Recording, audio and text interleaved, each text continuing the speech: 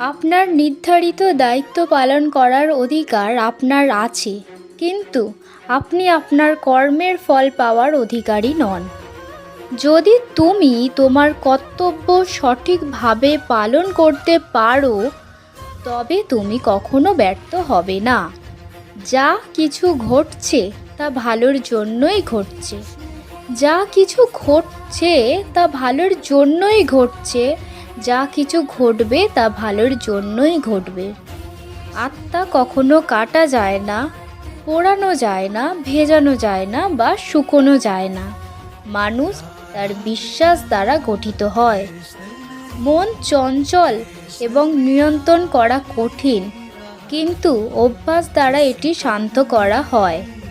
যে মনকে নিয়ন্ত্রণ করতে পারে না, তার মন নিজের কাছেই শত্রুর মতন কাজ করে। নিজের কর্তব্য হলেও পালন করা অন্যের নিখুঁতভাবে পালন করার চেয়েও ভালো। তোমার সমস্ত দায়িত্ব আমার উপরে অর্পণ করো।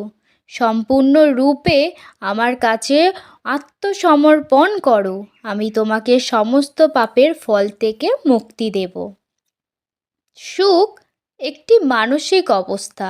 এর সাথে বাহ্যিক জগতের কোনো সম্পর্ক নেই।